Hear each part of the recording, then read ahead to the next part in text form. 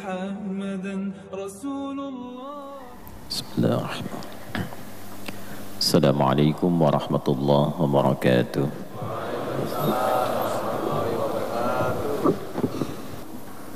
Jamaah sekalian, alhamdulillah kita awali pertemuan kita di subuh ini,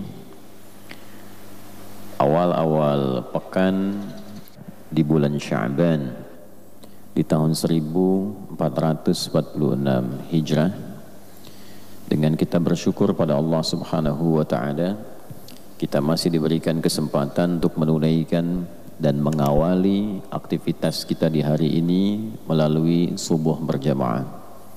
Semoga solat yang telah kita tunaikan diterima oleh Allah Subhanahu wa taala. Di hari ini kita akan melanjutkan kajian kitab Adabul Alim wal Muta'allim. Namun sebelumnya saya ingin mengingatkan bahwa di bulan Sya'ban ini ada beberapa sunnah-sunnah, jalan-jalan kehidupan, pedoman-pedoman khusus yang dituntun oleh Nabi sallallahu alaihi wasallam dalam rangka mempersiapkan Ramadan pada khususnya, pun menghidupkan bagian-bagian tertentu di bulan ini pada umumnya. Terkait dengan Ramadan, Nabi sallallahu alaihi wasallam memberikan tuntunan agar sejak bulan Sya'ban itu kita membiasakan setidaknya dua hal. Yang pertama, latihan beradaptasi menunaikan puasa sunnah dan memperbanyak puasa itu agar keadaan tubuh, fikiran dan roh kita bisa siap ketika menghadapi Ramadan. Tubuh, fikiran dan roh. Nah, sebagian membahas hanya tubuhnya saja supaya badannya bisa siap ketika menunaikan puasa sebulan penuh, tahan lapar, tahan haus dan sebagainya, dari mulai terbit fajar sampai terbenam matahari selama sebulan. Orang yang tidak terbiasa menunaikan puasa, nanti saat sampai ke bulan Ramadan dikhawatirkan nanti tidak siap, kaget fisiknya. Disinilah ada fikih bagi mu'allaf misalnya, ada fikih bagi anak-anak yang akan masuk pada fase baligh sehingga berlaku kewajiban puasa di tahun ini. Nah, maka latihannya itu sekarang Sya'ban. Itulah diantara sebabnya dalam beberapa hadis yang sahih Nabi sallallahu alaihi wasallam pernah disampaikan oleh Sayyidah Aisyah radhiyallahu taala anha itu banyak sekali menunaikan puasa sunnah di bulan Sya'ban sebagai persiapan. Nah, ada juga yang penting ini untuk adaptasi fikiran, adaptasi rohiyah. Kalau rohiyah dilatihnya lewat ibadah. Karena itu nanti ada ibadah-ibadah yang juga sangat ditekankan ditunaikan di bulan Sya'ban. Misalnya peningkatan ibadah salatnya, tilawah Al-Qur'annya. Ada hadis-hadis spesifik dan sahih tentang pertengahan bulan Sya'ban. Sungguh Allah Subhanahu wa taala menelisik sampai kedalaman hati setiap hamba di malam-malam pertengahan bulan Sya'ban itu. Maka orang-orang yang memohon ampunan kepada Allah berpeluang mendapat ampunan Allah Subhanahu wa taala. Kecuali orang-orang yang masih ada sifat iri hati dalam jiwanya, permusuhan pada hatinya, itu sulit, berpotensi mendapatkan rahmat Allah Subhanahu wa taala. Maka meraih itu dengan meningkatkan ibadah, meningkatkan salatnya, meningkatkan zikirnya.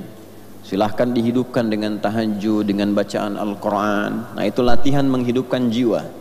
Sehingga nanti ketika masuk bulan Ramadan, itu kan sebulan penuh maghfirah, siang malamnya. Sebulan penuh rahmat, siang malamnya. Kalau rohnya tidak siap, nanti saat masuk Ramadan, tidak terbiasa. Waktunya sholat, tidak sholat ya tidak. Baru sahur sudah nanya kapan buka, kan? Akhirnya jadwal disusun bukanya itu ya, jadwal buka, jadwal sahur. Al-Azhar jam berapa, menunya apa gitu kan. Nah, itikaf di sini fasilitasnya apa gitu. Jadi yang dikejar itu bukan penguatan rohiyahnya, yang dicari fasilitasnya. Nah ini nanti tipe yang kedua. Yang ketiga itu, ini penting juga menyiapkan kurikulum. Kurikulum apa yang mau disiapkan saat Ramadan tiba nanti, targetnya apa? Khatamnya nanti bukan sekedar berapa kali. Misal kita siapkan khatam ini 2 kali, 3 kali. Misal saat yang bersamaan nanti ngajinya diperdalam. Tafsirnya mau surat apa yang sampai paham. Hafalnya mau berapa juz selama Ramadan. Nah penyiapannya sejak bulan Sya'ban. Nanti beberapa agenda itu kita siapkan. Misal agenda yang terkait dengan harta, disiapkan nabung untuk bulan Ramadan. Jangan lihat berapa banyaknya. Yang penting ada persiapan ketika masuk ke bulan Ramadan. Ada amalan harta yang bisa kita infakkan ya. Misal saya siapkan 30.000, setiap hari 1.000, setiap hari 1.000. Bukan karena jumlahnya, tapi karena respon kita kepada tuntunan ayat yang mengajak untuk beramal dengan harta. Jelas ya? Baik. Kemudian siapkan apa lagi? Ada lagi kurikulum-kurikulum terkait dengan kegiatan-kegiatan harian. Sholatnya, bacaannya, mau baca sirah apa, yang dipelajari sirah siapa. Nah ini penting saya ungkap di awal, karena memang ayat tentang kewajiban menunaikan puasa Ramadan, Al-Baqarah ayat 183, itu turunnya saat bulan Sya'ban, bukan bulan Ramadan. Turunnya di bulan Sya'ban di tahun kedua Hijrah. Mudah-mudahan suara saya tidak terlalu keras ya. Jelas suara saya? Ya, saya takut karena bayi nangis tuh karena saya terlampau keras suaranya. Mudah-mudahan baik insyaallah. Jadi turun di tahun kedua Hijrah di bulan Sya'ban. Di antara hikmahnya supaya Nabi mengajarkan kepada para sahabat persiapan-persiapan matang kurikulum Ramadan yang akan dikerjakan di bulan Ramadan. Ada jeda sebulan kurang lebih. Nah ini menunjukkan keutamaan Ramadan yang tidak biasa. Kita masuk Ramadan itu dengan iman ya. Hati-hati, masuk Ramadan itu pakai iman, bukan pakai anggaran. Ya, awas. DKM kan suka rapat tuh anggaran dulu tuh, ya kan? Anggaran tarawih, anggaran buka, pakai iman dulu Pak. Nanti begitu iman itu sudah kuat, semua kelengkapan-kelengkapannya itu disempurnakan oleh Allah Subhanahu wa taala. Sama kita pun secara personal masuknya pakai iman. Karena itu panggilannya panggilan iman menunaikan puasa itu. Ya ayyuhalladzina amanu. Nah, semua kegiatan yang direspon pakai iman itu memberikan rasa aman pada diri kita. Tentram, nyaman, enak ya. Nah itu perlu persiapan. Karena meresponnya pakai iman, imannya dilatih dulu sebelum masuk Ramadan supaya imannya siap. Nah itu ada kurikulum, turunlah kemudian sebulan sebelumnya supaya Nabi SAW dipandu oleh Allah untuk menyampaikan kurikulum Ramadan. Kegiatannya apa, aktivitasnya bagaimana, sehingga seluruh malam dan siangnya itu bisa efektif dijalani saat masuk ke bulan Ramadan. Itulah sebabnya dalam hadis riwayat An-Nasai yang sanadnya tersambung kepada sahabat Usama bin Zaid radhiyallahu taala anhu dari Nabi sallallahu alaihi wasallam, ketika Nabi ditanya tentang puasa di bulan Sya'ban, su'ilan Nabi sallallahu alaihi wasallam an siyami Sya'ban faqala aw kama qala sallallahu alaihi wasallam aw fi ma'nah dzalika syahrun yaghfulu anhu an-nas baina Rajab wa Ramadan. Itulah bulan Sya'ban, seringkali orang lupa keistimewaannya karena fokus pada keutamaan yang terletak antara Rajab dan Ramadan. Demikian terjemah jauhnya. Jadi orang fokus ke bulan Rajab karena ada keutamaan Isra Mi'raj. Digali tentang Isra itu apa keutamaannya, Mi'raj bagaimana, tentang sholat dan sebagainya. Lalu fokus ke persiapan Ramadan sehingga lupa ada keistimewaan di bulan Sya'ban. Fihi turfa'ul a'malu. Di bulan Sya'ban itu dibentangkanlah kegiatan-kegiatan kita yang biasa kita kerjakan oleh malaikat untuk dilaporkan, disampaikan ke hadapan Allah Subhanahu wa taala. Tentu cara membacanya mesti teliti. Allah itu Maha mengetahui dengan dalam, sebelum dikerjakan, saat dikerjakan, setelah dikerjakan, sempurna pengetahuannya. Tapi kalau menemukan kalimat-kalimat semacam ini, itu maksudnya untuk ditunjukkan kepada kita betapa pentingnya waktu saat perbuatan itu dilakukan. Jadi nanti di fikih Quran itu ada tempat, ada waktu, ada keadaan. Misal ketika disebutkan tempatnya Masjidil Haram, Masjidil Aqsa, subhanalladzi asra bi'abdihi laila minal Masjidil Haram ilal Masjidil Aqsa alladzi barakna haulahu. Apa tujuannya? Linuriyahu min ayatina innahu huwas samiul basir. Untuk menunjukkan keutamaan tempat. Di tempat itulah ada tanda-tanda kedekatan dengan Allah. Karena itu ketika Anda datang menunaikan umrah misalnya, baru ke Masjidil Haram, hati sudah bergetar kan? Merasa lebih dekat dengan Allah. Ke Masjid Nabawi juga begitu. Ke Masjidil Aqsa belum datang sudah pengen kan? Nah, itu yang membedakan itu seperti itu. Ada suasana tempat, bukan ingin menunjukkan kultus tempatnya, bukan. Tapi ingin menunjukkan sebuah keutamaan tempat yang auranya berbeda dengan tempat lain, supaya berlatih ketaatan di situ, mendekatkan diri kepada Allah, sehingga saat pulang ketaatan kita bertambah dan menjadikan semua tempat di mana kita tinggal seakan-akan seperti berada di Masjidil Haram. Puncaknya itu. Nah, yang pulang umrah itu, auranya dibawa. Bagaimana caranya? Ketekunan datang ke Masjidil Haram itu bisa dipraktekkan di Masjid Al-Azhar misalnya. Walaupun levelnya tidak sama, tapi setidaknya ada peningkatan dari sebelumnya. Sebelum umrah dengan setelah umrah, sebelum haji dengan setelah haji. Nah, di Sya'ban waktu demikian. Di bulan-bulan ini dibentangkan amalan-amalan kita, kebiasaan-kebiasaan kita. Yang ingin ditujunya itu kebiasaannya. Sehari-hari terbiasa apa? Nah, itu yang ingin diinfo ke kita. Kalau Allah itu sudah Maha tahu, tidak butuh info. Yang butuh itu kitanya. Karena itu diungkapkan dalam lisan Nabi supaya menyentuh kedalaman hati kita. Adi Hidayat, kebiasaan kamu apa? Apa enggak malu kalau dilaporkan malaikat di hadapan Allah kebiasaannya masih ada yang kurang baik? Nah, itulah yang kita perbaiki. Nanti kalau sebulan sudah baik, merasa sifat ihsannya muncul. An ta'budallaha ka'annaka tarahu fa illam takun tarahu fa innahu yarak. Engkau terbiasa menjadikan aktivitasmu sebagai ibadah. Kan kebiasaan minum kan? Kebiasaan makan kan? Pertanyaannya, minumnya jadi ibadah enggak? Makannya jadi ibadah enggak? Berpakaiannya jadi ibadah enggak? Teman-teman yang kerja ini, kerja belasan tahun, puluhan tahun, jadi ibadah enggak? Itu kan dicatat. Kemudian yang sudah ibadah tadi sholat kan, sholatnya merasa dilihat Allah enggak? Atau yang penting sholat, yang penting gugur kewajiban? Sekarang naikkan levelnya. Bagaimana merasa dilihat oleh Allah, merasa khusyuk sholatnya, dilatih dulu. Nah, disampaikanlah info mendalam itu Sya'ban, sehingga kita berlatih kenikmatan ibadah, merasa punya Allah, merasa diperhatikan. Setelah siap keadaan rohiyahnya, punya kurikulum di akliyahnya, siap fisiknya, masuklah Ramadan dengan iman secara sempurna. Itulah Sya'ban. Maka Nabi SAW mengatakan, saya ingin sekali ketika amal saya dibentangkan di hadapan Allah wa ana shaim. Wa uhibbu an yurfa amali wa ana shaimun.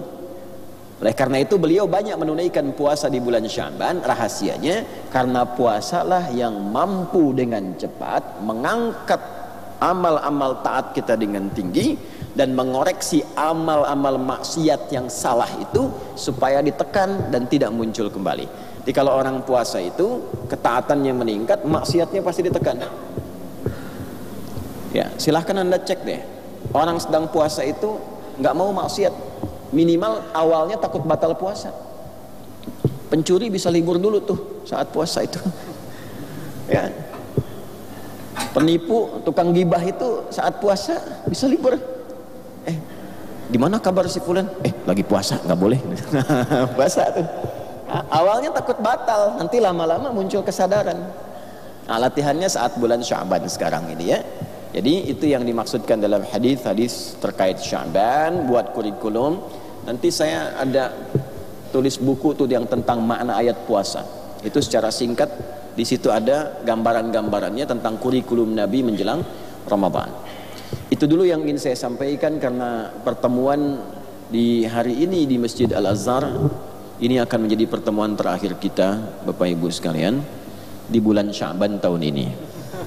Ya, nanti ketemu lagi kan bulan yang berbeda gitu. Karena itu jangan kehilangan fadilah Sya'ban mumpung kita belajar saat ini di awalnya. Itu insya Allah ya. Baik, mari kita masuki pembahasan kita. Bismillahirrahmanirrahim. Semoga Allah menambahkan cahaya kepada Hadratus Syekh Kiai Haji Muhammad Hashim Asy'ari. Semoga selalu diberikan kemuliaan di kubur beliau dan berikan percikan kemuliaan itu kepada kita semua yang mempelajari kitab karya beliau dan mengamalkannya dalam kehidupan insyaallah. Al-babu tsani fi adabil muta'allim fi nafsihi wa fihi 'ashratu anwa'in min al-adab. Topik yang kedua terkait dengan rangkaian adab seorang penuntut ilmu yang dikhususkan pada dirinya, dan terdapat 12 rangkaian adab.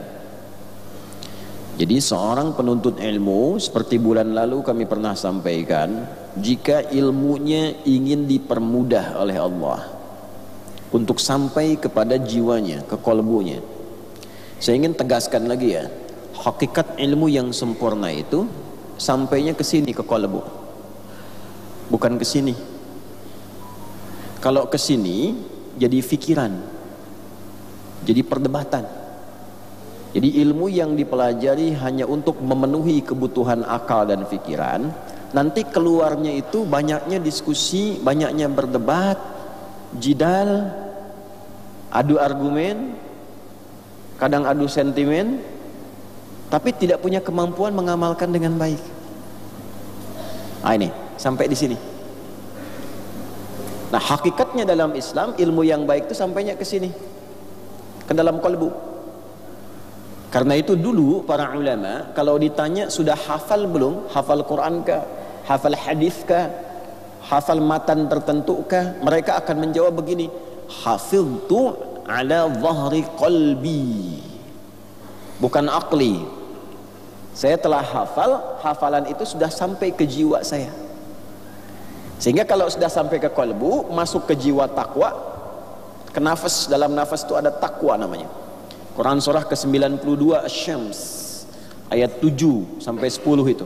Wa nafsi wa ma sawwaha fa'alhamaha fujuraha wa taqwaha. Nah, di sini ada jiwa takwa. Jiwa takwa itu kumpulan semua sifat-sifat baik, namanya takwa. Ya, kenapa kita berlatih ibadah? Supaya jiwa takwanya hidup. Karena itu kita sholat itu untuk menghidupkan jiwa takwa. Dzalikal kitabu la raiba fi hudal lil muttaqin. Siapa muttaqin itu? Ayat 3-nya, alladzina yu'minuna bil ghaibi wa yuqimunas shalah. Jadi kita sholat itu supaya jiwa takwanya hidup. Nah, kalau sudah hidup, sifat-sifat baiknya keluar. Nanti yang buruk ditekan. Baik yang sifatnya fahsya, keburukan dari syahwat, yang jorok, yang kotor, pornografi, porno aksi, LGBT, macam-macam, itu ditekan oleh jiwa takwa. Yang muncul yang baiknya. Atau perbuatan yang diingkari hati, mungkar, sumbernya dari nafsu perut dan pikiran, akal. Menipu, merampok, maaf ya, membunuh dan seterusnya. Bikin hoax, berselisih yang tidak tepat dan seterusnya, itu mungkar, ditekan. Itulah sebabnya kalau sholatnya bagus, perbuatan fahsya dan mungkar itu bisa dihindari. Itu yang dimaksud di Quran surah 29 Al-Ankabut ayat 45. Utlu ma uhiya ilaika minal kitab wa aqimis salah innas salata tanha 'anil fahsya wal munkar. Jadi salat bagaimana yang bisa mencegah perbuatan keji dan mungkar? Salat yang menghidupkan jiwa takwanya. Jadi bacaannya bukan cuma di lisan, yang dibaca tembus ke dalam jiwa, ke sini, ke qalbu. Makanya disebut khusyuk. Ya, khusyuk. Hafidhu 'ala salawati was salatil wusta wa qumu lillahil qanitin. Qanitin itu orang khusyuk.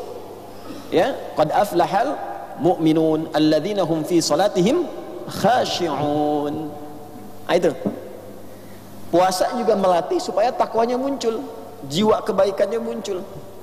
Ya ayyuhalladzina amanu kutiba 'alaikumus shiyam kama kutiba 'alal ladzina min qablikum la'allakum tattaqun. Sama haji umrah juga supaya jiwa takwanya muncul.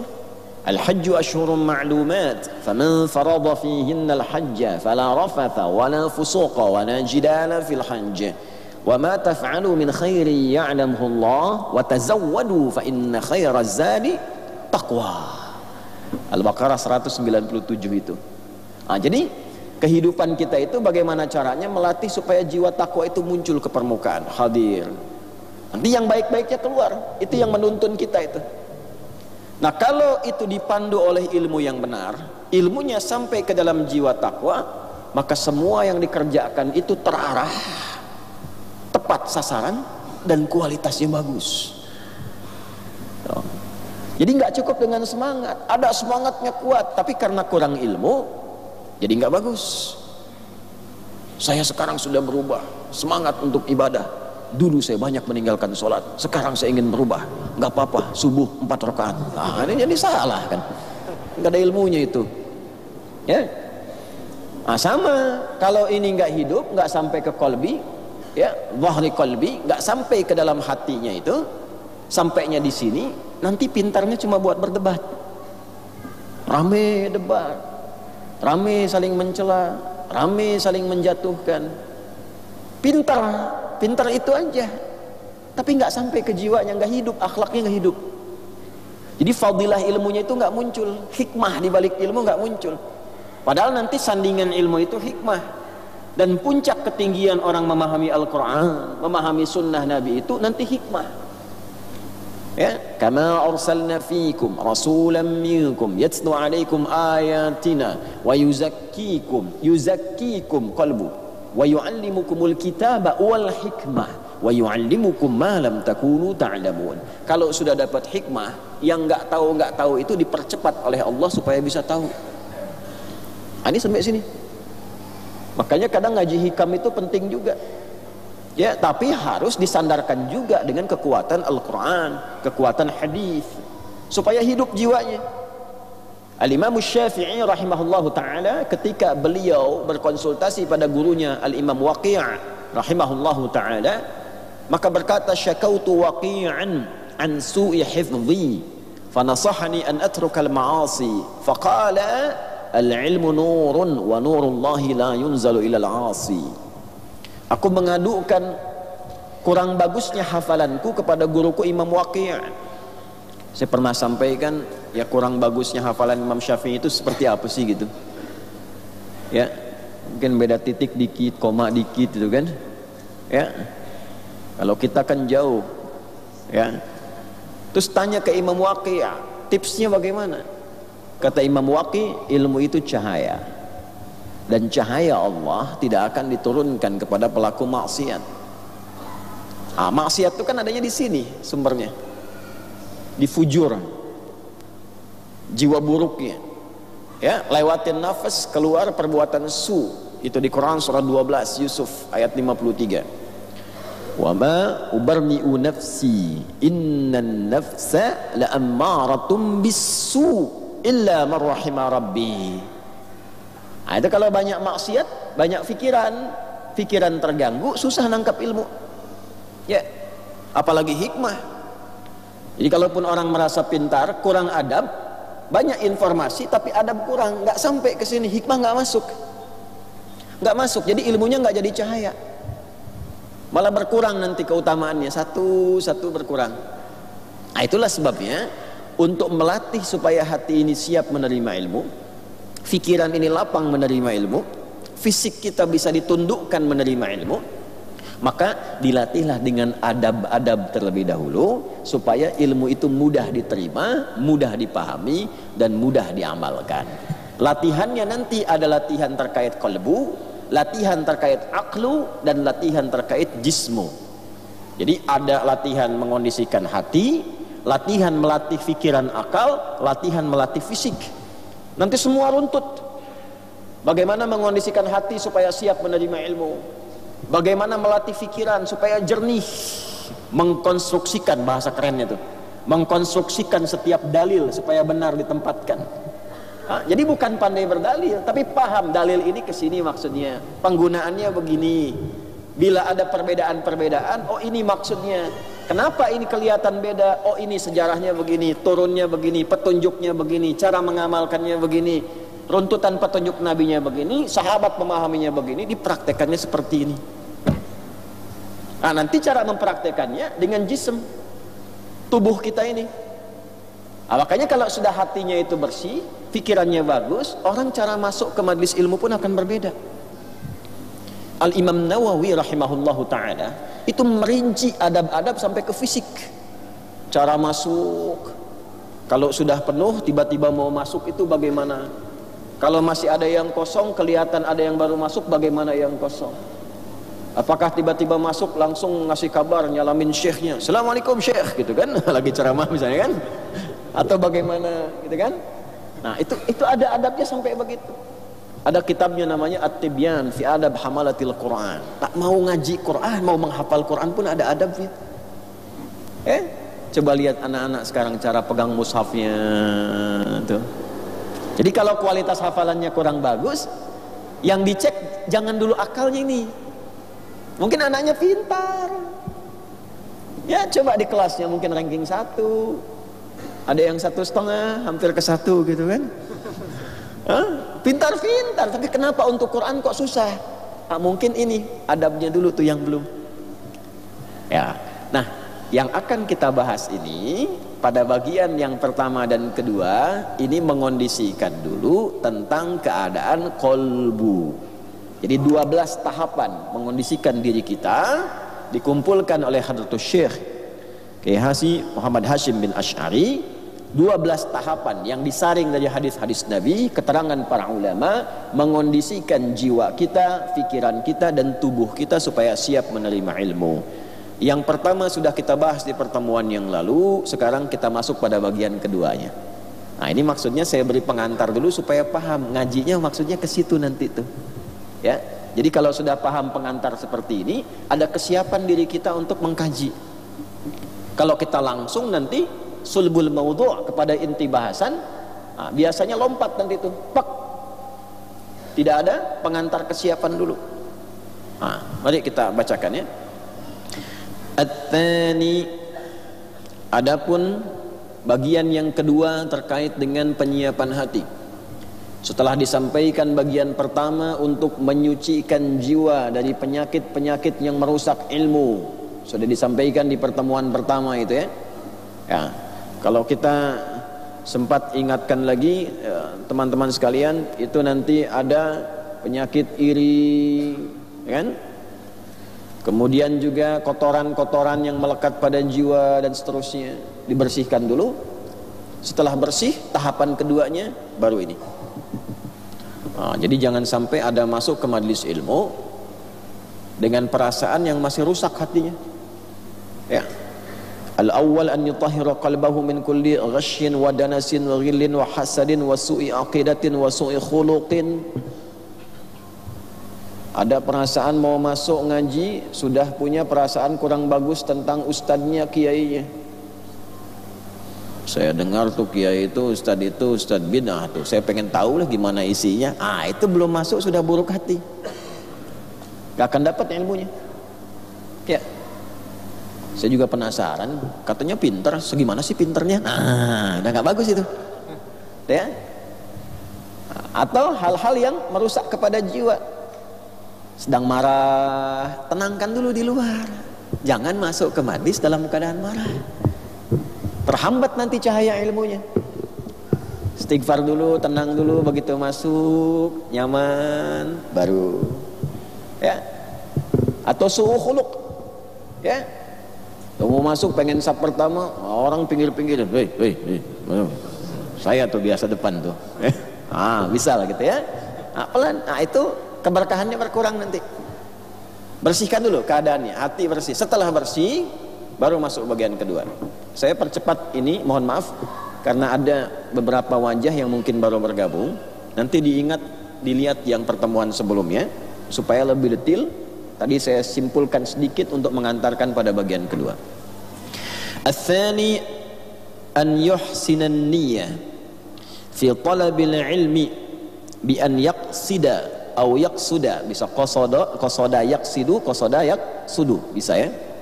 Bi an yaqsida wajhallahi azza wa jalla wal amala bihi wa ihya' asy-syari'ati wa tanwira qalbihi wa tahliyat batinihi wa taqarrub minallahi ta'ala. Ats-tsani, yang kedua, an yuhsinan niyyah fi talabil ilmi. Hendaknya seorang penuntut ilmu itu kalau ingin dimudahkan belajarnya, cepat bisa menangkap ilmunya, cepat paham, mudah mengamalkannya, hendaklah ia memperbaiki, membaguskan niatnya dalam menuntut ilmu. Niat. Ini standar Nabi ini. Standar dalam semua kegiatan itu yang pertama niat. Dan niat itu kalau ingin bagus, hatinya mesti bersih dulu. Makanya ini diantara kejeniusan Mbah Hashim itu menempatkan bersih hati dulu sebelum berniat. Sebab kalaupun antum niat tapi hatinya masih kotor, rusak juga.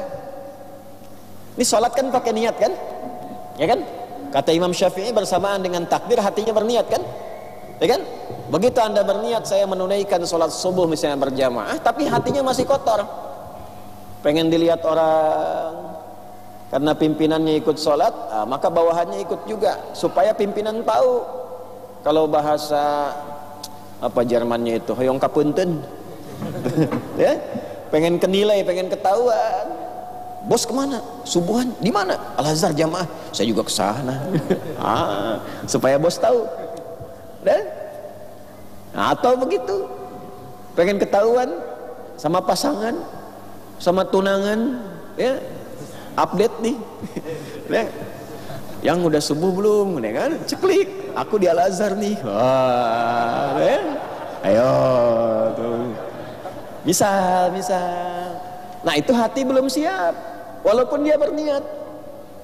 Nah, nanti oleh Al-Quran disoal, fawailul lil musallin alladzina hum an salatihim sahun. Kok bisa lalai, kenapa? Alladzina hum yuraun. Yura itu riya. Riya itu pengen dilihat makhluk. Ada ingin dilihat khaliq, ada ingin dilihat makhluk. Kalau ingin dilihat khaliq namanya ihsan, orangnya muhsin. Salatnya ingin dilihat oleh Allah saja, ingin dievaluasi oleh Allah saja, ingin mendapatkan kekhusyuan menghadap kepada Allah saja. Itu ihsan namanya. Ya, di hadis Muslim nomor hadis yang ke-8 itu tadi saya bacakan. Imam An-Nawawi menjadikan hadis ini itu bagian nanti yang kedua di Al-Arba'in itu. Ya, an ta'budallaha ka'annaka tarahu fa illam takun tarahu fa innahu yarak. Tapi kalau ingin kelihatan manusia namanya riya. Itu masalah. Masalah nih orang salat. Kata Allah ya, fawailul lil musallin alladzina hum an salatihim sahun. Ada lalai. Kenapa pakai alladzina? Bukan hanya makmum, imam bisa terkontaminasi itu. Bisa. Ya, maghribnya bagus bacaan. Komen pertama, Masya Allah Ustaz, kalau Ustaz mimamin hati saya terasa khusyuk sekali. Wah, setan nangkep tuh. Tis. Begitu Isa dia bisikin tuh, ekonya naikin dikit. Gelombang ininya tuh, ya, naik tuh. Jadi walaupun berniat tapi hatinya masih kurang bersih, kurang bagus, nanti niatnya tidak akan sempurna, nggak 100%. Mungkin 100 agak susah, minimal lah di atas 50, supaya frekuensi khusyuknya itu lebih tinggi daripada abainya. Nah, oleh karena itu niat ini menjadi bagian pertama yang ditempatkan dalam beramal setelah bersih dulu keadaannya. An yutahhira qalbahu, setelah bersih, suci, kemudian berniat. Di niat inilah ditentukan orientasi amal. Ini kosong nih misalnya.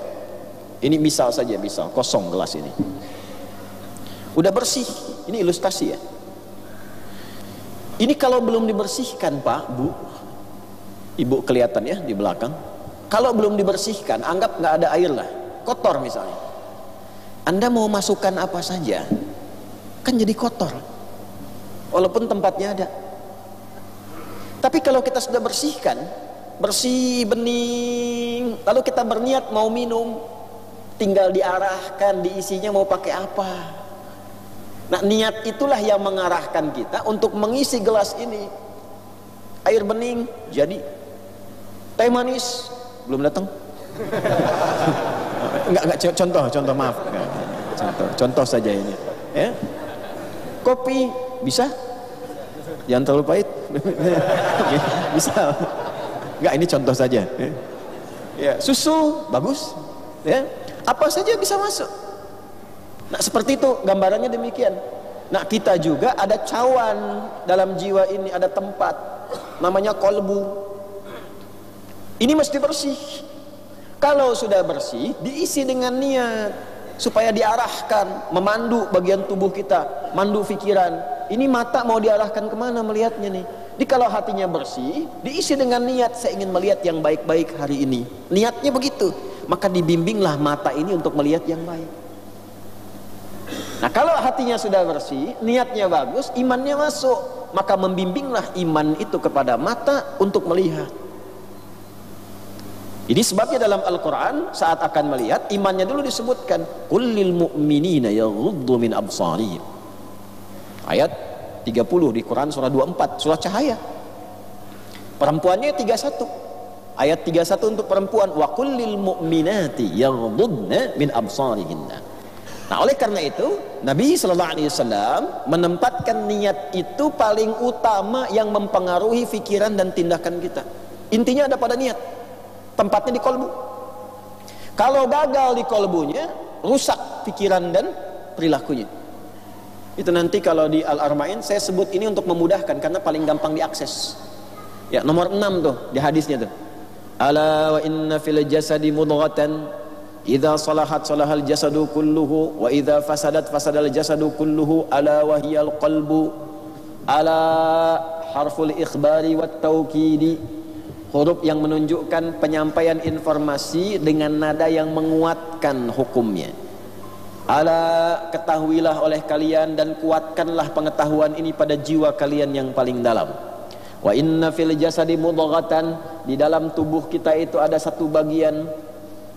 Idza salahat salahal jasadu kulluhu, yang sangat menentukan perilaku bagian tubuh kita. Kalau itu baik akan mengalir kebaikan pada seluruh tubuh kita.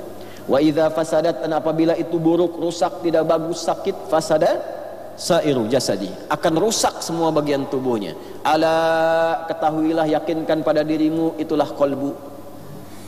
Nah, bagaimana merawat kolbu ini? Husnun niyah, dengan niat. Maka diajarkan oleh Nabi SAW, dikutip ajaran ini oleh para ulama, dan para ulama hadis biasanya menempatkan hadis ini di urutan pertama dari semua rangkaian kitab-kitab hadis. Biasanya dibuka dengan bab ini dan disebutnya sepertiga ilmu. Sepertiganya ada di kalbu, sepertiganya ada di akal, sepertiganya ada di amal.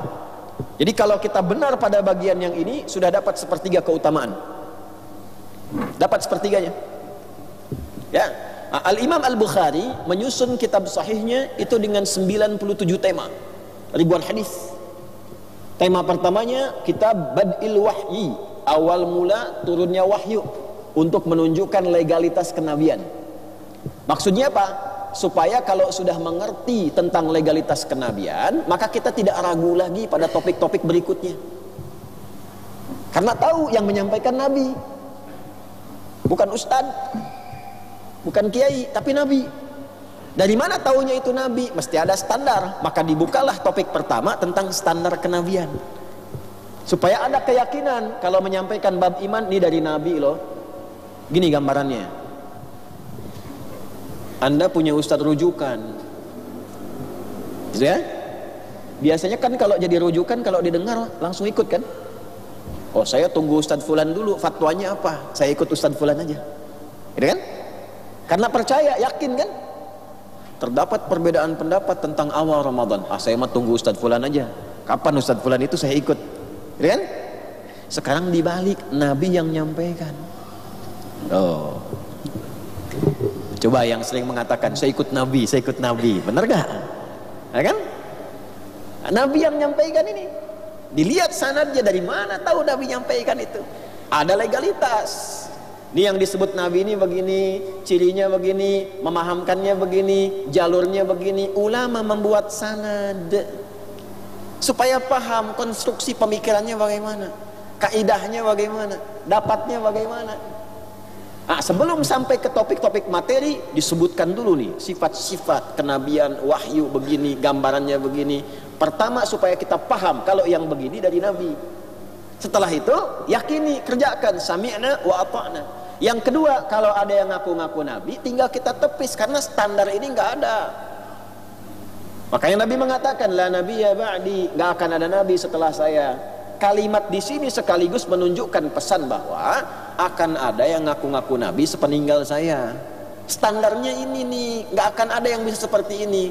Singkatnya apa? Kalau iman kalian bagus, lah nggak usah ikutin. Tapi kalau masih rapuh, kadang terganggu pikirannya belum sampai ke jiwa, nih pelajari standar ini supaya kalian paham. Yang Nabi itu begini, kalau tidak memenuhi ini bukan Nabi dia. Tapi kalau iman sudah kuat, ya sudah, nggak ada Nabi setelah Nabi Muhammad tuh. Bercandanya jangan berlebihan lah gitu kan. Gitu ya. Nah, cuma kan begitu, kalau ada yang ngaku gak usah kaget, artinya benar kata Nabi. Ini kalau ada yang ngaku-ngaku Nabi, jangan kaget, benar kata Nabi.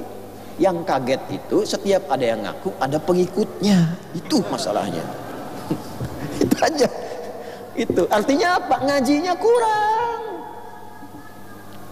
Nah, ini makanya Ustadz jangan bahas yang tinggi-tinggi dulu, yang standar-standar, supaya berislamnya benar dulu.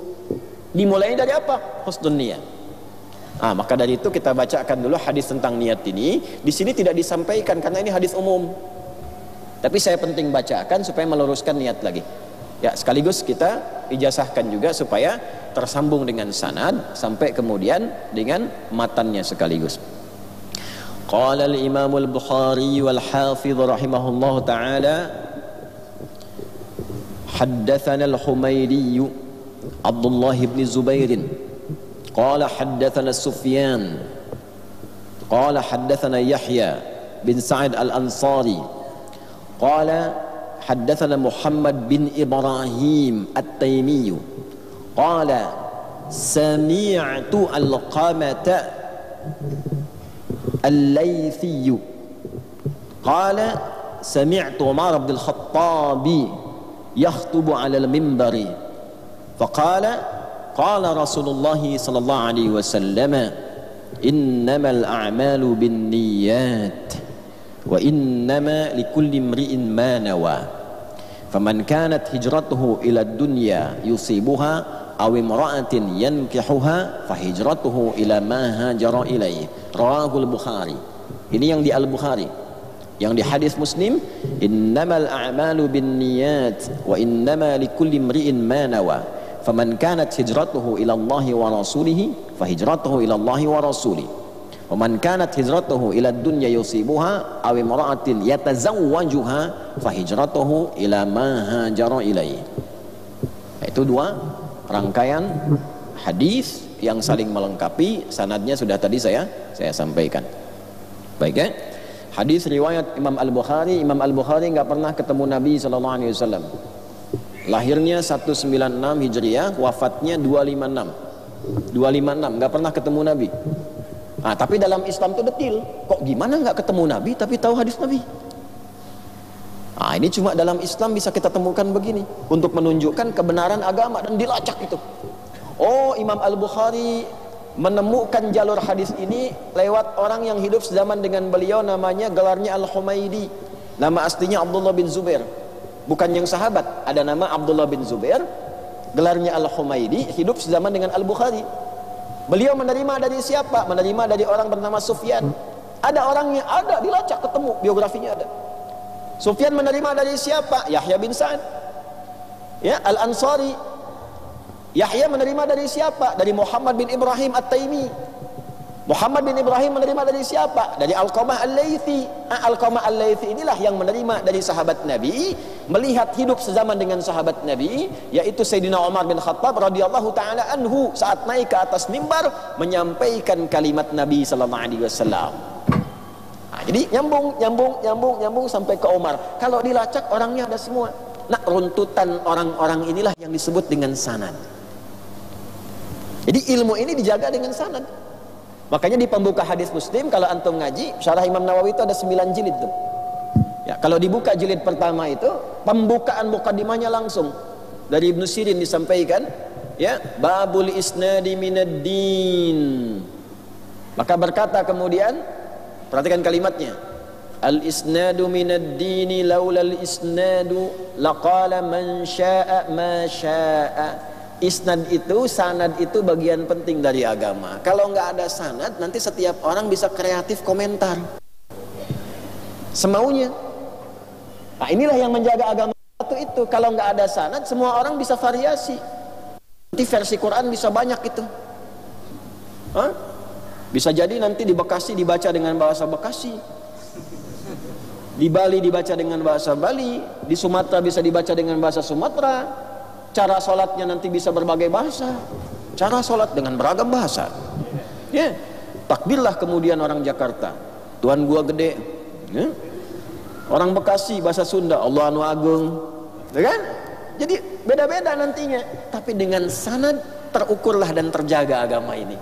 Begini cara takbirnya. Tahu dari mana? Nabi. Anda kan nggak pernah ketemu Nabi. Oh, saya menerima dari guru saya sipulan, sipulan dari sipulan, sipulan dari sipulan, sipulan dari sipulan, sampai ke Nabi.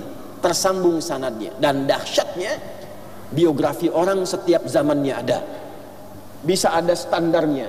Sampai diketahui kepribadiannya bagaimana, benar tidak orangnya. Kalau bermasalah, nggak diambil informasinya. Maka terkumpullah kaidah ini di 5 sifat dalam ilmu hadis. Mattasala isnaduhu binaqlil adli dhabiti anil adli dhabiti min ghairi syudzuzin wala illatin qadihatin. Paham? Tidak. Makanya langsung ikut aja, ya. Haruslah bersambung sanadnya. Ada orang-orangnya dan jangan putus. Cinta aja kalau putus bermasalah, apalagi hadis. Bikin status tuh, mana yang suka rekam. Ya. Nggak boleh putus. Kalau putus nanti masalah munqati', putus tengah-tengah, mu'dhal, hilang, orangnya hilang, nggak bisa turun status, nggak bisa masuk sahih ini. Coret dulu, coret, turun dulu sampai ada penguat, ya. Nanti runtut satu, betul nggak ketemu sezaman nggak dengan si fulan ini, lihat terus orangnya siapa, betul nggak, oh ini orang senang bercerita, kasih catatan dulu supaya bisa dibedakan antara cerita dengan hadis. Sampai segitunya, Pak. Hafalannya bagaimana?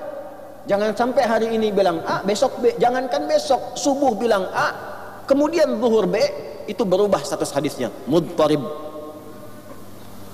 Sekarang subuh jam 5 bilangnya A pakai titik, 5 menit kemudian koma. Ya, berubah, turun jadi hasan. Gitu, hadis itu nggak mudah, Pak. Kita belajar tuh sampai begitu, teliti kualitasnya, itu belum kepaham, belum memahami, baru sanad. Itu belum sampai ke matan. Nanti kalau sudah nyampe matan, dipelajari maksudnya kemana hadis ini, telusuri. Jadi nggak bisa begini, baca terjemah ini langsung hukumnya begini, tidak begitu. Nanti belajar sanad ini sekaligus belajar hikmah. Imam Al-Bukhari itu gimana dapatkan dari Humaidi ini? Jalan, Pak, Bu. Satu-satu dicari. Pernah satu ketika beliau dah sampai ke tempatnya, tanya-tanya orang, hadisnya ada di si fulan, ternyata orang ini sedang bermain dengan binatang. Ada yang menyebutkan ayam, ada yang menyebutkan mau ngasih makan. Dan kawan nggak dikasih makan, ditinggalkan, balik kanan Imam Al-Bukhari. Balik. Orang bingung, Syekh kok nggak diambil hadisnya? Dia sama hewan aja bisa menipu, apalagi sama hadis Nabi katanya. Sebegitunya agama ini dijaga. Maksudnya begini, boleh jadi informasi dia benar, tapi nanti ada fitnah dalam agama. Oh pantas orang Islamnya begitu, hadisnya aja diriwayatkan oleh orang penipu. Nanti begitu. Makanya nanti ada 3M. Ya, mau Covid mau tidak 3M tuh dalam ilmu hadis itu. Ya, 3M. Ada munkar, ada matruk, ada maudhu'. Itu beda. Nanti turun kualitas ini ulama sudah punya nilai. Kalau orangnya ada tapi bermasalah, cek lagi yang lain ada nggak yang diriwayatkan oleh orang tidak bermasalah. Nanti ditempatkan di bab apa? Ini turun status dari sahih ke dhaif, dhaifnya dipecah lagi, dhaifnya dikit nih, dikit aja. Nggak memengaruhi kualitas informasi karena ada penguatnya, turun dikit. Tempatkannya di mana? Ditempatkan. Oh ini nggak boleh dipakai di bab akidah, ini nggak bisa dipakai di bab ibadah, harus sempurna 100% orangnya benar, sanadnya tersambung. Tapi kalau bagus informasinya, lemah dari periwayat, tapi masih ada penguat, fadhail boleh. Dalam amalan-amalan keutamaan biasa boleh, akhlak boleh. Jadi jangan disimpulkan kalau dhaif jangan diambil, nggak begitu. Itu belum belajar namanya. Halo? Gitu ya? Nah, itu begitu. Jangan dikit-dikit dhaif. Nah, pecimu dhaif tuh. Lemah pecinya gitu. Gitu gambarannya tuh, ya. Nah, nanti terkait niat ini kita bacakan. Innamal a'malu innama adatul hasri li hasril hukmi 'alal madluli. Innama itu adat hasar membatasi hukum untuk membatasi hukum pada yang ditunjukkan dalam informasi itu. Al-a'malu jam'u amalin, jamak dari kata amal, artinya menunjuk pada perbuatan. Apa bedanya? Mal farqu bainal amali wal fi'li? Ada amal, ada fa'al. Apa bedanya? Bedanya Ustadz, kalau amalun pakai ain, mim dan lam, fa'alun pakai fa'in dan lam. Betul. Nanti ada kitab yang suka baca kitab namanya Al-Furuq Al-Lughawiyah karangan Abu Hilal Al-Askari, untuk membedakan kata-kata yang kelihatan maknanya mirip tapi sebetulnya ada penekanan di balik makna. Kalau amal itu pekerjaan yang akan dievaluasi, dikoreksi dan dipertanggungjawabkan. Bahasa agamanya singkatnya dihisab. Itu pakai amal. Jelas? Karena itu perbuatan kita umumnya di Al-Quran disebut dengan menggunakan amal. Amila ya'malu. Faman ya'mal mithqala dzarratin khairan yarah wa man ya'mal mithqala dzarratin syarran yarah. Sekecil apapun akan ditampakkan, dikoreksi, dihisab. Karena itu amal kita mesti benar, mesti Allah ridha. Amal yang benar diridhai Allah disebut saleh. Makanya ada amal saleh. Wal 'asr innal insana lafi khusr illa alladzina amanu wa 'amilus shalihat. Demi waktu kesempatan hidup yang Allah berikan pada manusia, banyak manusia merasa sibuk tapi cenderung rugi. Al-insan itu manusia sibuk. Banyak manusia merasa sibuk tapi cenderung rugi karena tak mampu memanfaatkan waktu. Illal ladzina amanu, kecuali orang beriman. Orang beriman itu bukan dilarang sibuk, silahkan sibuk, tapi kesibukannya berkualitas. Beriman tidak? Beriman. Kalau beriman buktikan imanmu. Bagaimana membuktikan iman itu? Dengan kualitas amal. Di orang beriman tuh amalnya berkualitas. Illal ladzina amanu wa amilus shalihat. Kalau memang benar beriman, amalnya pasti soleh. Kalau belum soleh, ada yang belum benar dalam imannya, belum kuat itu. Bicaranya soleh gak? Menatapnya soleh gak? Dengarnya soleh gak? Baru kita bicara yang lain.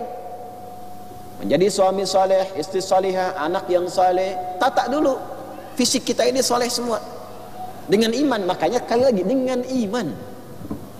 Sekali lagi dengan apa? Iman. Nah ini kelihatan sederhana tapi dalam. Dulu orang-orang beriman ketika mengatakan beriman itu membuktikan iman mereka dengan terjadinya perubahan baik pada perilakunya. Makanya ketika jahiliyah itu belum beriman, saat beriman tiba-tiba berubah jadi khairu ummah. Innamal a'malu. Nah semua perbuatan kita itu kalau ingin baik, ingin bagus, dikelola oleh iman yang benar, bin niyat, tergantung kepada niatnya. Ini Thalabul ilmi itu amal. Ini sekarang kita sedang beramal ini. Saya mengajar, Anda mendengar, menyimak. Kadang ngantuk, husnul khatimah, plek, masuk surga aja.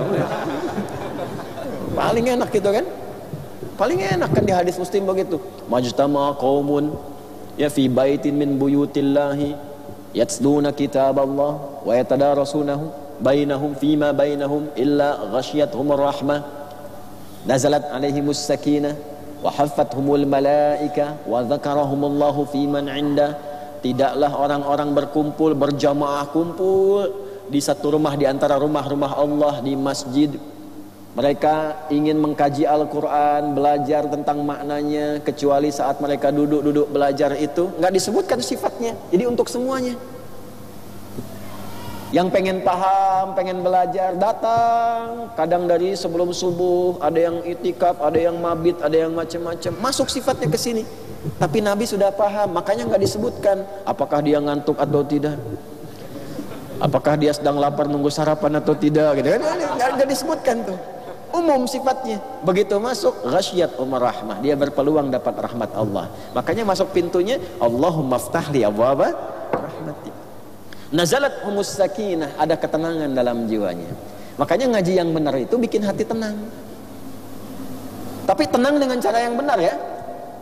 Jangan abis ngaji, saat ngaji tenang, abis ngaji mencela. Nah itu ada yang salah di hatinya, kalbunya rusak. Wa haffathumul malaika, malaikat itu ngisi, berkerumun. Mungkin ada kelihatan kosong, malaikat tuh isi, diisi. Cuma kan gaib, tidak ditampakkan. Kalau tampak bubar ini. Satu aja sayapnya tampak bubar. Tanya, akhi siapa? Wah akhi, anak Israel. Repot antum, bubar antum. Wa dzakarahumullahu fiman 'inda, dan disebut-sebut oleh Allah di sisi makhluk-makhluk yang ada di sampingnya. Disebut-sebut si fulan, si antum lagi disebut tuh. Sebut sampai selesai. Disebut si fulan. Masya Allah, ngantuk ini. Segar lagi kita. Itu. Nah, ini semua perbuatan kita itu, amal kita itu cuman pakai ba, Pak. Cuma ba ini kalau kita ngaji ada 14 fungsinya.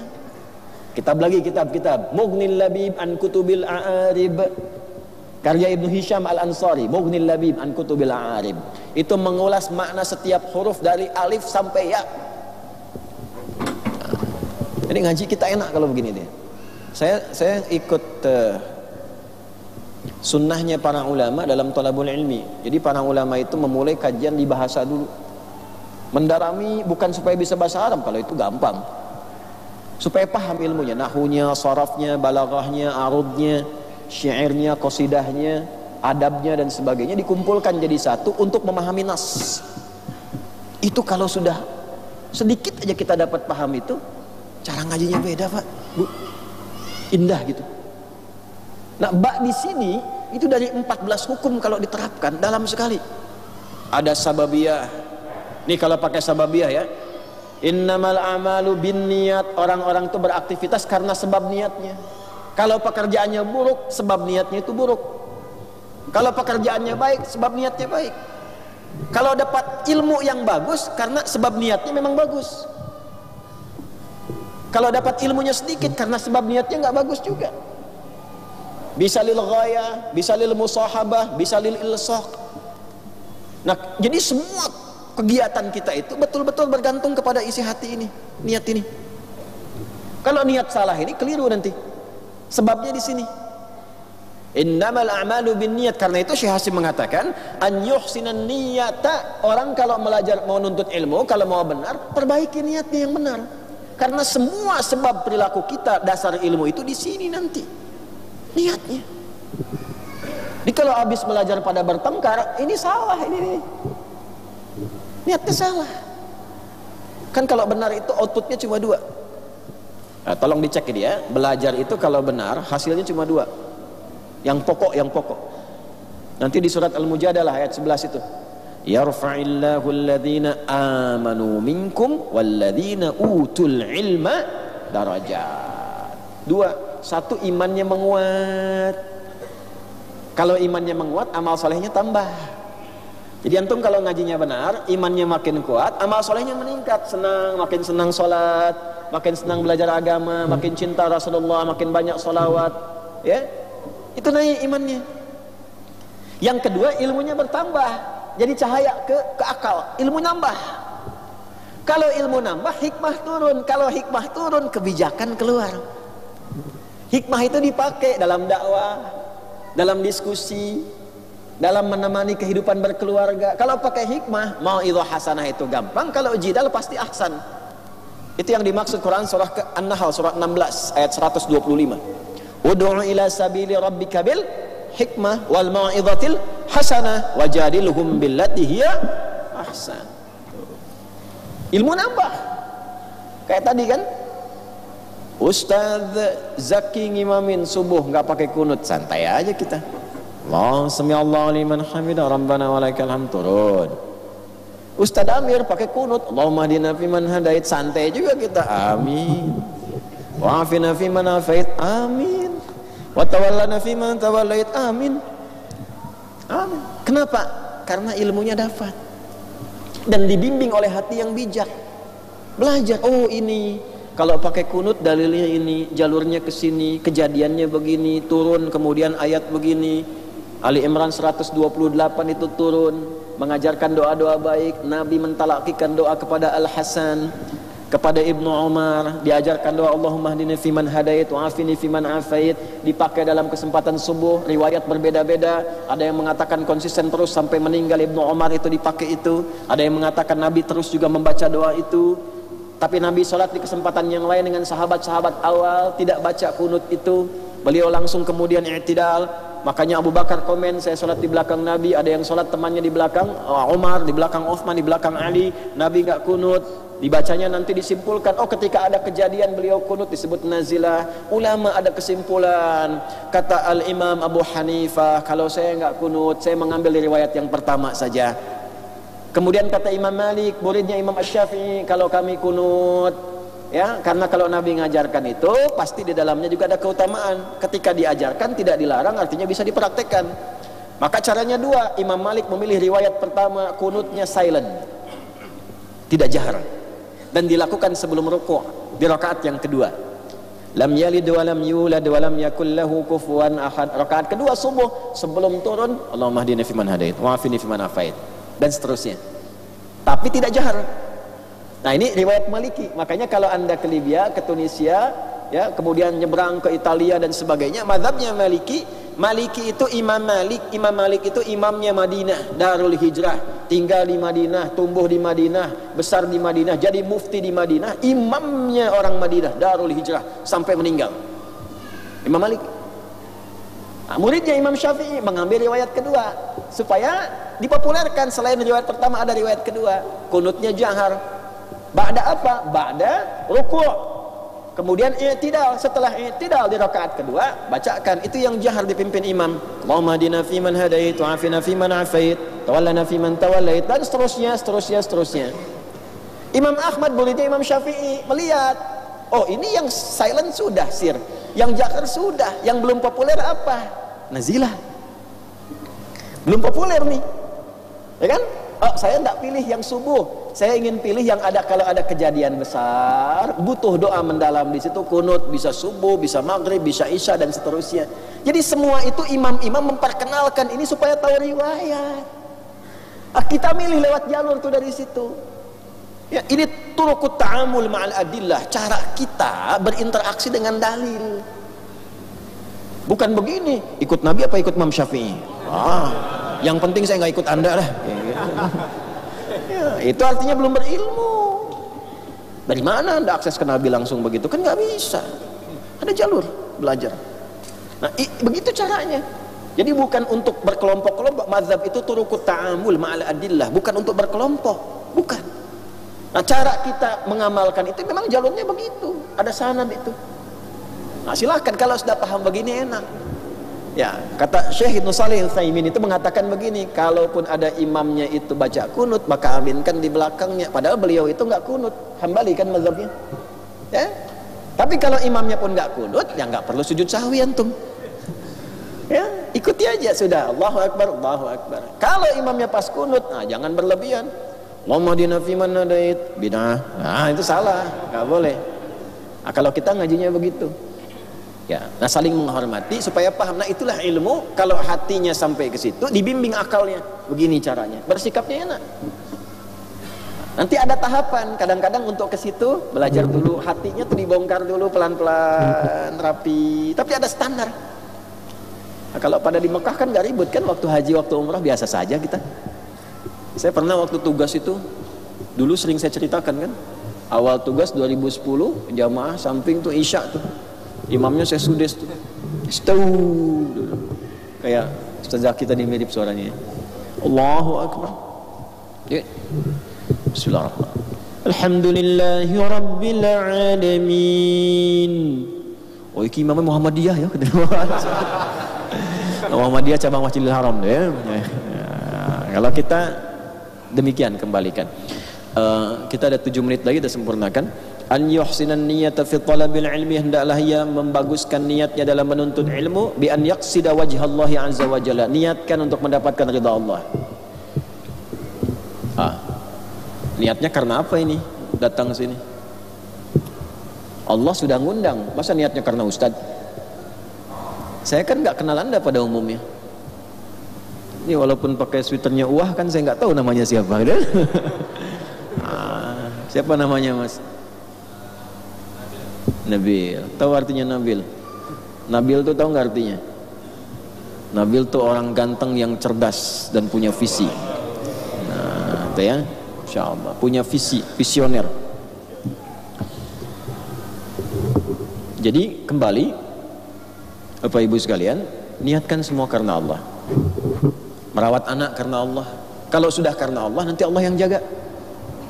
Dalilnya mana Ustaz? Al-Quran. Surat apa? Ali Imran. Ayat berapa? 35 sampai berapa? 37. Idh qalat imra'atu Imran rabbi inni nadhartu laka ma fi batni muharraran fataqabbal minni. Ketika istrinya Imran mulai meniatkan anaknya yang sedang ia kandung, sejak dalam kandungan, ya Allah, aku niatkan anakku yang dikandung ini supaya jadi hamba yang taat kepadamu. Terima ya Allah niat saya ini. Terima nazar saya ini ya Allah. Engkau pasti mendengar doa hamba ini. Falamma wada'atha qalat rabbi inni wada'tuha untha. Ketika lahir perempuan, ya Allah, lahirnya perempuan. Wallahu a'lamu bima wada'at wa laysa dzakaru kal untha. Kamu jangan sedih, perempuan juga punya keistimewaan yang enggak dimiliki laki-laki.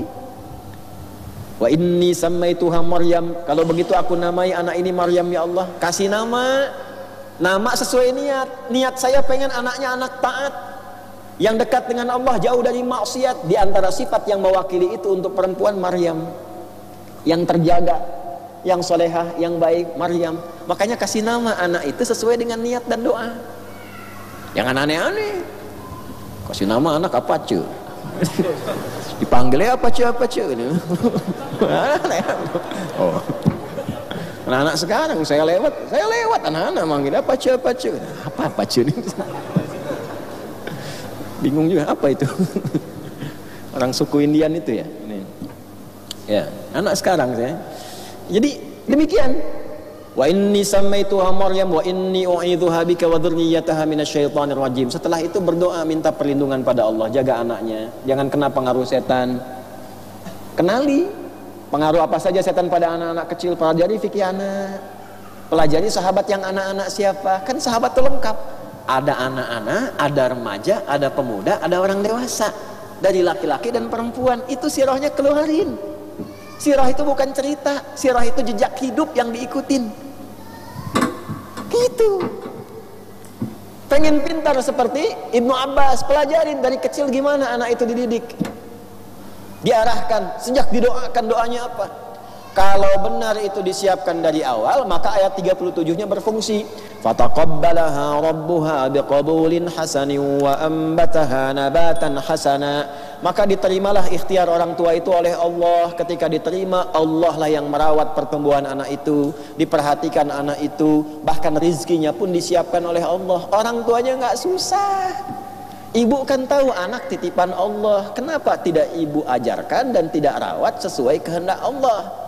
Kalau sesuai kehendak yang menitipkan, langsung memberikan semua kemudahan. Jadi orang tua nggak capek rawat. Kullama dakhala 'alaiha Zakaria al-mihrab wa kaffalaha Zakaria, tetap dirawat. Ya. Fataqabbalaha rabbuha biqabulin hasanin wa ambataha nabatan hasana wa kaffalaha Zakaria. Tetap dirawat, tetap ada guru, Bu, Pak, sedang tumbuh, titipkan, cari sekolah yang baik. Siapa Zakaria itu? Orang cerdas, orang pintar yang soleh. Cari sekolah yang sekolahnya guru-gurunya bukan cuma pintar tapi soleh. Ayo sekolah-sekolah Islam nih, sekolah-sekolah Islam nih, cek gurunya bersih nggak hatinya. Nanti kalau hatinya nggak bersih, anak-anaknya pasti rusak juga. Sekolah Islam tapi nggak kenal Islam. Bersih dulu hatinya, gurunya bersih. Apa niatnya tuh? Orang tua menyekolahkan anak ke sekolah Islam untuk mencari ridha Allah, gurunya mencari amplop. Ya nggak nyambung. Nanti kalau sudah begitu, orang tuanya pun ikut-ikutan. Masa kurikulum sekolah yang ngatur orang tua? Kegiatannya mesti begini, study tournya mesti ke sini, ininya mesti begini. Begitu berangkat jilbabnya pada dibuka. Gimana? Kan tidak didekatkan sama Allah.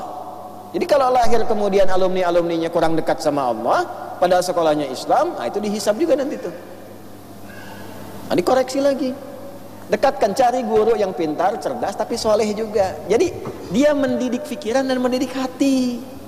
Jadi murabbiyah, pendidik, bukan cuma pengajar. Kullama dakhala 'alaiha Zakaria al-mihraba wajada 'indaha rizqa. Setiap masuk ke situ, Maryam sudah ada kebutuhannya. Zakarianya nggak capek, bapak ibunya nggak capek, anaknya dapat terus. Qala ya Maryam anna laki hadza. Dites guru kepada murid, Maryam dari mana semua ini? Karena benar ngajarnya, benar caranya, benar fasilitasnya, benar pula jawabannya. Qalat huwa min indillah. Paman, ini semua Allah yang kasih. Innallaha yarzuqu man yasha'u bighairi hisab. Allah kalau sudah pengen pasti ngasih rezeki tanpa batasan. Gurunya mengajar karena Allah, tempatnya didekatkan dengan Allah, maka lahirlah murid yang dekat dengan Allah. Nggak capek, Pak. Nggak, saya berani bicara ini karena saya betul-betul mencintai Quran, meyakini Quran, membangun sekolah itu karena dasar kecintaan pada Quran. Itu pesantren, Pak. Kita dari awal beli tanah apa semua tuh, semua kita jadikan milik Allah, wakafkan. Dari tempatnya, tanahnya, bangunannya, fasilitasnya, semuanya. Nggak mikir, Pak. Nggak mikir tuh maksudnya bukan nggak berikhtiar gini, nggak, bukan. Ya, tetap kita tanya, anak arsitek tolong ini ikut-ikut. Arsitek gak dibayar. Yang bangun jalan, dicek rekening nggak ada uangnya. Sejumlah yang dibutuhkan itu. Tapi jadi anak diajarkan TK mau ke SD jadi. SD diajarkan mau ke pesantren jadi. Sampai sekarang dari mana biayanya itu? Ada aja. Sana masuk pesantren bawa tubuh aja. Pakai baju tentunya, batang semua gitu ya. Tapi nyampe pesantren kita kasih, nih baju 8 setel, pakai peci, pakai kerudung, sampai sendal, sampai sepatu, sampai ada jas, sampai ini itu. Begitu masuk, yang ini kirim jas, yang ini kirim baju, yang ini kirim sepatu, yang ini kirim kaos kaki. Datang semua tanpa saya minta. Datang. Itu kalau kita sudah tautkan kita punya Allah itu mudah itu. Terus kita bilang sama keluarga, istri, anak-anak, ini bukan punya Buya ya, ini punya Allah. Kita cuma merawat. Kalau meninggal tidak di sini. Beli tanah sedikit, jangan di tanah wakaf. Situ. Nanti di situ dikuburkan. Ini wakaf milik Allah. Milik Allah harus bagus, bangun yang bagus. Masa punya manusia bagus, punya Allah jelek? Nah, makanya bikin pesantrennya bagus, bagusin yang masuk nggak boleh bayar, masuk belajar. Tapi khusus untuk ulama. Jadi ulama standarnya begini, syaratnya begini. Silahkan. Syarat itu syarat kolbi, syarat akli, syarat jasad. Hatinya mesti bersih, sehingga bagus dulu semua. Jalan, Pak. Gak boleh ada yang rebutan. Jangan sampai nanti, wah, ustadznya, syekhnya meninggal, kiainya meninggal, anak keturunan rebutan, ini rebutan, gak boleh.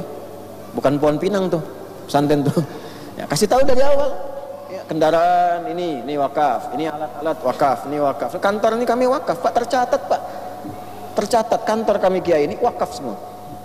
dengan isi-isinya yang ada di dalamnya tuh, kursi ini apa ini, kitab-kitabnya yang maju saya baca itu. Ya, baju mungkin masih saya pakai. Selebihnya nanti selesai simpan. Terawat, Pak. Maksud saya cerita bukan ingin menunjuk ini itu, tidak. Ini kalau kita amalkan jadi. Dan kitanya tertata, nggak berlebihan, nggak ketakutan, Pak. Ya. Oh misal ada orang ngambil kamera, milik Allah kok. Ya, bilangin aja dulu sekali, ini bukan punya saya, ini wakaf loh, tanggung jawab ya. Oh iya, silakan aja, tanggung jawab loh. Jadi nggak susah. Tidur di mana aja, di karpet tidur. Saya semalam tidur di karpet juga. Malam pindah, kadang ada tamu datang injak itu di tempat dia injak, saya tidur di situ tuh. Habis ini nggak datang lagi itu. Nah ini ya. Nah, jadi niatkan semua karena Allah. Saya baca cepat ya. Wala amala, dan supaya bisa mengamalkan. Ini mohon izin tambahan sedikit 2-3 menit. Dan bisa mengamalkan wa ihya asy-syari'ati, dan untuk menghidupkan syariat. Jadi nuntut ilmu itu supaya bisa mengamalkan juga. Jangan pandai-pandai nangkap informasi, ngamalkan nggak bisa. Ya. Dan menghidupkan syariat. Jadi kalau Anda belajar tentang kejujuran, dipraktekkan. Orang tanya, "Bapak kok kinerjanya jujur sekali?" Islam mengajarkan saya begitu. Hidup syariatnya. Jadi orang kenal Islam. Nabi yang ngajarkan saya begini, orang kenal Nabi.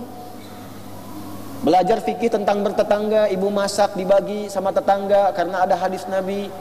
Begitu tetangga memuji, ibu makanannya enak, ibu baik sekali. Bukan, Nabi Muhammad mengajarkan saya begini. Kenal Nabi.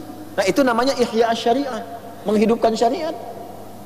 Bu makanannya enak banget, ya memang sih saya kan biasa memang begitu masak dari kecil. Itu ihya nafsi, itu menghidupkan diri, kepedean. Gitu ya. Begitu nggak enak kan jadi memang itu di luar standar. Ini ihya syariah. Cara kita tuh ihya syariah, kita hamba kan, kita kan cuma hamba, bukan penguasa. Kita ini sedang menghamba. Hamba itu gimana tuannya? Gimana tuannya? Makanya kalau ada baik, alhamdulillah, kembalikan pada Tuhan kita. Kembalikan, alhamdulillah, ini semua punya Allah. Pak mobilnya bagus banget nih, gini-gini. Alhamdulillah, punya Allah Pak, cuma titipan aja. Oh kalau gitu boleh saya pakai dong? Tidak begitu juga Pak. Jangan sampai semua harta Tuhan enak pakai. Enggak juga, Tuhannya ngatur. Saya titipkan sama si fulan, bukan sama Anda. Ada fikihnya, ada begini, ada begitu. Nah gitu caranya. Nah, kalau begitu enak Pak. Nah inilah belajarnya begitu. Kalau dipraktekkan enak nih, kitabnya enak. Ilmunya baik, ketemu orang senyum, duduk enak, keluar dipraktekkan, bisa ngamalin, niatkan karena Allah, masya Allah. Wa tanwira qalbihi, untuk menerangi hati. Hatinya nggak gelap. Kalau hati terang tuh enak, jadi cahaya. Keluarnya cahaya, keluar ke wajah senyum. Ya. Ngelihat orang itu baik-baiknya. Saya tuh diajarin sama guru-guru, lihat setiap orang itu dengan potensi solehnya. Sepanjang orang itu hidup, punya latar belakang seburuk apapun, dia masih punya hak menjadi orang soleh sebelum nyawanya sampai ke kerongkongan. Masih punya hak. Dan hak itu kewajiban kita membantu dia supaya mendapatkan itu sampai titik akhirnya. Makanya Nabi Musa kan dituntun Allah untuk memenuhi haknya Firaun. Firaunnya aja nggak pengen. Sampai terakhir kan, sampai mau tenggelam, haknya masih dipenuhin tuh. Cuman karena nggak pengen ya begitu. Kita jangan ikutan. Ya. Nah jadi kalau lihat orang itu selalu ada kesempatan, selalu baik. Tapi terapkan hukum fikihnya juga dengan sifat yang baik. Jangan semua baik, hatinya bersih, tapi pikirannya juga kurang cerdas. Masuk bis, ada orang ngintip-ngintip dompet ibu-ibu, sudah tangannya begini. Yang berpikir baik aja. Tidak, itu copet namanya. Itu copet. Gitu. Cara mendidiknya dengan cara berbeda. Ada fikihnya, nanti ngaji lagi. Ya. Pulang keluar, motor hilang, berpikir baik aja. Enggak, lapor, cari dulu. Gitu. Ada fikihnya. Cuma setelah itu dipakai sifat-sifat kebaikannya. Ya. Terakhir, wa tahliyata batinihi wa taqarruba minallahi ta'ala. Kemudian menghiasi batinnya dan bertaqarrub supaya lebih dekat dengan Allah. Demikianlah kita belajar, tujuan akhirnya supaya terus mendekat kepada Allah. Kan nanti pulangnya kepada Allah. Inna lillahi wa inna ilaihi. Mau pulang tapi nggak dekat sama Allah, gimana? Hah? Antum mau kunjungi teman tuh, tapi nggak dekat sama teman, kan nggak enak datang. Hah? Mau kunjungan ke orang yang nggak dikenal, kan nggak mungkin ketok pintu. Apalagi ngunjungi orang yang sedang ada masalah misalnya, berat itu. Nah sekarang mau pulang kepada Allah, punya masalah sama Allah, gimana pulangnya? Nah, makanya tujuan kita belajar ibadah itu taqarrub, membangun kedekatan supaya saat pulang jadi lebih dekat.